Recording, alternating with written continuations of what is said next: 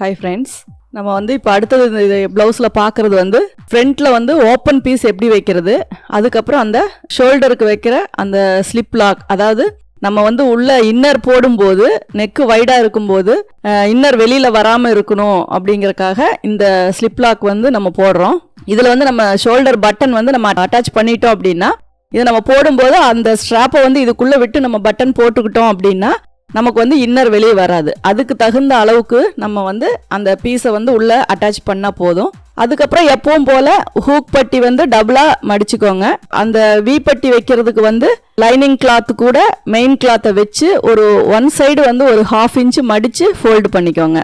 இது வந்து உங்களுக்கு எவ்வளோ தேவையான லென்த் அப்படிங்கிறது உங்களுக்கு தெரியும். மேக்ஸிமம் ஒரு 8 இன்ச்சிலேருந்து 9 இன்ச்சுக்குள்ளே நீங்கள் கிளாத் எடுத்துக்கிட்டிங்கன்னா போதும். ரொம்ப ஹைட்டாக இருக்கவங்களுக்கு மட்டும் ஒரு 10 இன்ச்சு 11 இன்ச்சுக்கு வந்து நீங்கள் ஃப்ரண்ட் ஓப்பன் பீஸ் வந்து எடுத்துக்கலாம். ரெண்டுமே வந்து ஒரு 2.5 இன்ச்சு அகலத்துக்கு நீங்கள் வந்து அந்த பீஸை வந்து நீங்கள் எடுத்துக்கோங்க. ஷோல்டர் பட்டனுக்கு வந்து ஒரு 2 இன்ச்சுக்கு வந்து 2.5 இன்ச்சு அல்லது ஒரு 3 இன்ச்சு நீளத்துக்கு நீங்கள் பீஸ் வந்து கட் பண்ணிக்கிட்டிங்கன்னா போதும். இந்த ஷோல்டர் பட்டன் பார்த்தீங்க அப்படின்னா அந்த ஸ்டிச் ஏற்கனவே நீங்கள் போட்டிருக்கிற தையல் மேலேயே ரொம்ப அந்த நெக்கை ஒட்டி வெளியில் வராத அளவுக்கு அந்த நெக் பீஸுக்குள்ளேயே வர்ற மாதிரி அதை வச்சு நீங்கள் அட்டாச் பண்ணிக்கோங்க.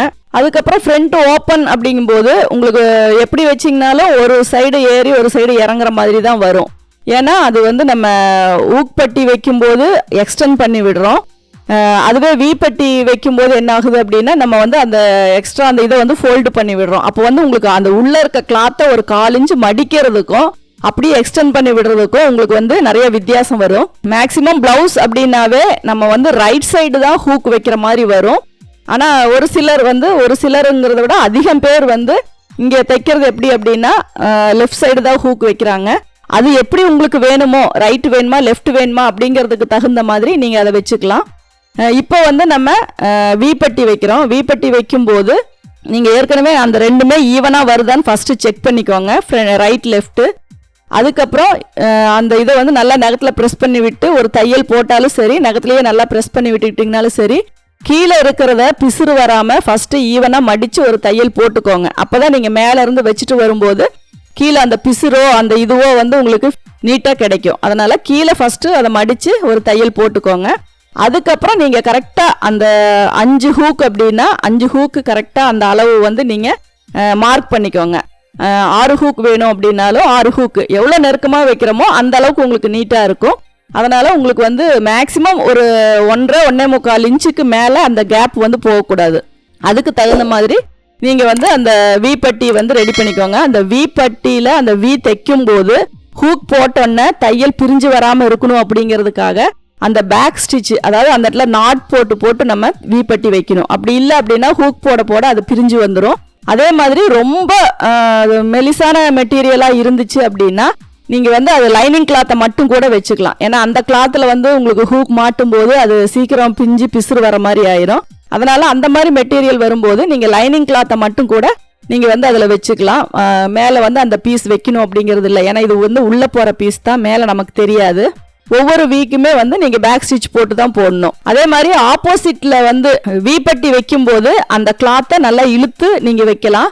ஆனால் ஆப்போசிட்டில் வந்து ஹூக் பட்டி வைக்கும்போது நீங்கள் அதை இழுக்காம லூஸ் இருக்கிற அந்த டென்ஷனில் அந்த லூஸ்லேயே விட்டு தான் நீங்கள் தைக்கணும். 2 பக்கமுமே நீங்கள் இழுத்து தைச்சிங்க அப்படின்னா ஒன்றை விட ஒன்று பெருசாக தான் வரும். அதனால் நீங்கள் வந்து வி பட்டியை வந்து நல்லா இழுத்து தைச்சிக்கோங்க. ஹூக் பட்டி வைக்கிறத வந்து இழுக்காம அதில் இருக்க டென்ஷன்லேயே நீங்கள் அப்படியே தைச்சிக்கோங்க. அதுக்கப்புறம் மேலே படிமான தையல் போட்டுக்கோங்க. இதுவுமே வந்து கீழே ஈவனாக வச்சு ஒரு தையல் போட்டுட்டு அதுக்கப்புறம் கூட நீங்கள் மேலே இருந்து கீழே கொண்டு வரலாம். ஏன்னா உங்களுக்கு வந்து கீழே வர ஃபினிஷிங் வந்து ரொம்ப முக்கியம். பிசுரோ அந்த எக்ஸ்ட்ராவோ எதுவுமே நீட்டிட்டு இருக்காத மாதிரி நம்ம வந்து தைக்கணும். அதே மாதிரி பிளவுஸ் தைக்கும் போது அப்பப்போ வர எல்லா பிசுறையுமே அந்த எட்ஜோட கட் பண்ணிடலாம். ஆனால் அந்த டாட்ல வர பிசுரை மட்டும் லைட்டாக நீங்கள் விட்டு கட் பண்ணலாம். ஏன்னா அது எட்ஜ் வரைக்கும் கட் பண்ணி பேக் ஸ்டிச், ஏன்னா அந்த இடத்துலலாம் பேக் ஸ்டிச் போட மாட்டோம். அப்படி இருக்கும்போது அது வந்து தையல் பிரிய ஆரம்பிச்சிடும். அதனால டாட்டுக்கு வந்து நீங்கள் வந்து அந்த இது வந்து பிசுறு கட் பண்ண தேவையில்லை, கொஞ்சம் 1 இன்ச்சு விட்டு கூட கட் பண்ணிக்கலாம். மற்ற இடத்துல எல்லாமே எந்த பிசுறுமே நீட்டாத அளவுக்கு கரெக்டாக எல்லாத்தையுமே கட் பண்ணிடுங்க. நீங்கள் வச்சு பார்க்கும்போது அந்த பட்டியோட டாட்டு, பட்டிக்கு மேலே வர டாட்டு, அதே மாதிரி பட்டி ஜாயின் பண்ண இடம் எல்லாமே வந்து ரைட்டு லெஃப்ட் ரெண்டுமே உங்களுக்கு வந்து ஈவனாக வரணும். அப்படி வந்தால் தான் நம்ம வந்து தைச்சிருக்க பிளவுஸுக்கு பார்க்கும்போது நீட்டாகவும் ஃபினிஷிங் கரெக்டாக வரும். நீங்கள் ஒன்று ஏற்றியும் தாத்தையும் வச்சு மறுபடியும் அதை நீங்கள் கட் பண்ணீங்க அப்படின்னா உங்களுக்கு வந்து அந்த நெக்கோட ஷேப் வந்து மாறும், அகலமாக போகலாம், வேற மாதிரி கம்ப்ளைண்ட்ஸ் எல்லாம் வரலாம். அதனால நீங்கள் பட்டி தைக்கும் போது டாட் பிடிக்கும் போதுல இருந்து அந்த கவனமாக நீங்கள் பண்ணினீங்க அப்படின்னா உங்களுக்கு வந்து ரைட் லெஃப்ட் 2 பட்டியுமே ஈவனாக வரும். நீங்கள் சிசர் யூஸ் பண்ணி அதை கட் பண்ணுங்கிற அவசியம் இல்லை. அதனால அந்த இதை வந்து கரெக்டாக ப்ராப்பராக வச்சு ஒவ்வொரு பாயிண்ட்ஸையுமே மைண்டில் வச்சு நீங்கள் ஸ்டிச் பண்ணீங்க அப்படின்னா உங்களுக்கு அந்த பிளவுஸோட ஃபினிஷிங் வந்து ரொம்ப நீட்டாக வரும்.